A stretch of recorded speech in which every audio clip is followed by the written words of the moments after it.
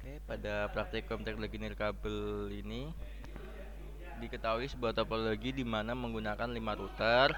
Router satu berfungsi sebagai AP dan router sisanya sebagai repeater dengan mode WDS Left.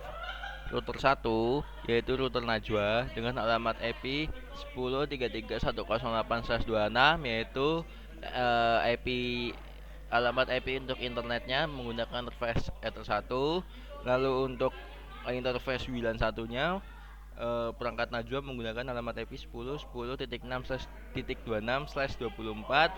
Lalu untuk terhubung ke PC menggunakan alamat IP 192.168.26.226 itu merupakan nomor meja. Dan berikutnya untuk mengatur alamat IP pada router 2 yaitu 10.10.6.19. 6 merupakan nomor kelompok dan titik 19 merupakan nomor meja. S24 dengan interface WLAN 1 dengan mode WDS Left. Lakukan hal yang sama untuk router 3, router 4, router 5 sesuai dengan topologi yang telah diberikan. Lalu kita langsung lanjut ke pengaturan, di mana pengaturan saya adalah sebagai router 5 yang akan menyeting sebagai mode WDS Left dengan menggunakan dua interface yaitu WLAN 1 dan Ether 1. Lalu kita langsung masuk ke settingan mikrotik. Langkah pertama adalah menyeting alamat IP yaitu dengan menambahkan interface yang akan digunakan, yaitu interface yang akan digunakan pada router 5 adalah WLAN 1 dan router 1. Untuk alamat IP WLAN 1 adalah 10.10.6 nomor kelompok dan titik 6 nomor meja. Lalu menambahkan alamat IP yang akan digunakan ke PC yaitu 192.168.6.1/24 dengan terhubung menggunakan interface Ether 1. Lalu langkah berikutnya adalah menyalakan interface WLAN dengan masuk ke wireless lalu nyalakan.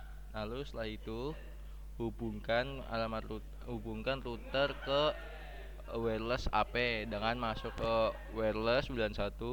Kita lakukan scan, kita start. Lalu kita cari SSID kelompok 6 dengan radio name Najwa. Lalu kita connect. Lalu modenya diganti sebagai WDS Left. Apply. Nah, lalu sehabis itu kita tambahkan terlebih dulu mesh-nya. Kita tambahkan mesh dengan nama mesh 1. Lalu karena kita menggunakan dynamic mesh, maka akan otomatis tertambah. Dan juga tadi di settingan wireless jangan lupa kita pada settingan WDS-nya kita ganti WDS mode-nya sebagai dynamic mesh dan WDS default bridge-nya sebagai mesh 1 yang telah kita tambahkan. Maka jika kita menggunakan dynamic mesh, maka akan terbaca secara otomatis atau secara dinamis pada settingan port mesh-nya dengan diketahui oleh tanda D yang berarti kan dinamis. Lalu setelah itu kita menambahkan port untuk WLAN kita sendiri dengan tambahkan interface WLAN 1 dan meshnya mesh 1. Lalu kita bisa mengecek mesh yang telah terhubung pada jaringan ini. Bisa diketahui di sini kita akan melakukan coba traceroute ke router 1. Router 1 dengan alamat MAC address B3.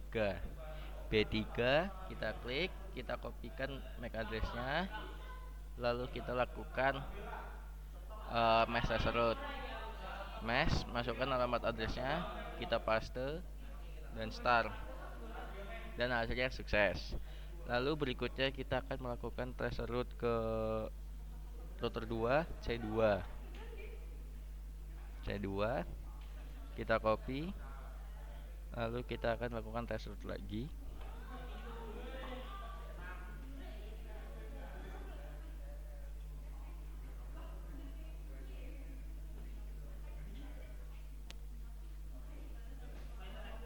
Bentar, kita copy yang C2, lalu kita mesh traceroute.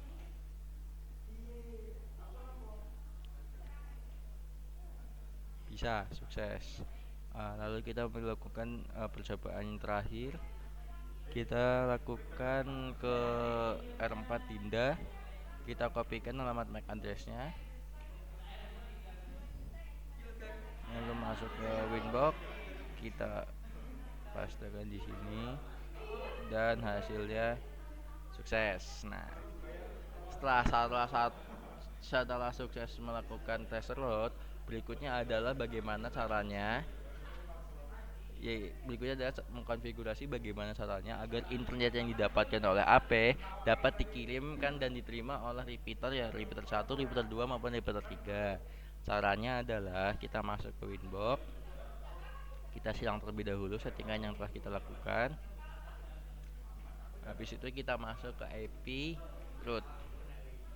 Kita tambahkan gateway,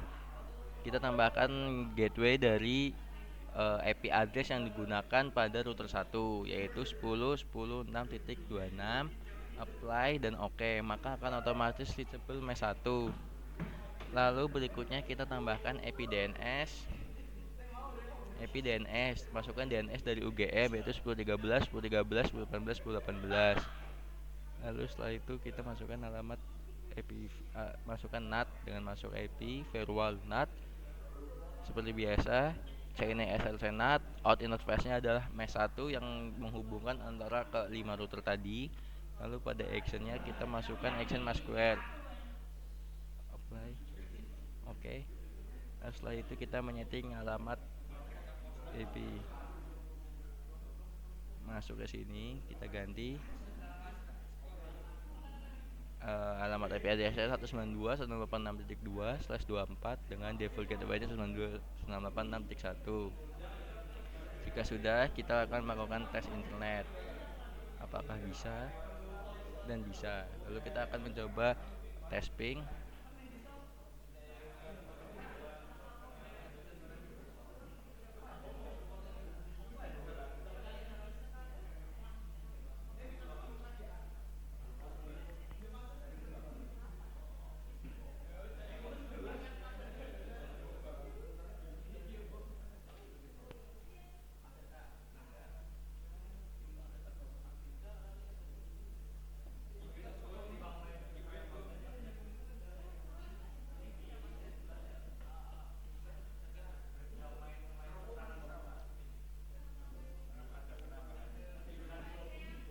Mendapatkan koneksi yang cukup lambat sepertinya. Kita akan lakukan langsung ke YouTube saja, apakah bisa. Oh, bisa. Berarti terbukti perangkat saya, yaitu perangkat 5 menggunakan router 5 dapat mendapatkan internet dari router 1 menggunakan WDS Live. Sekian.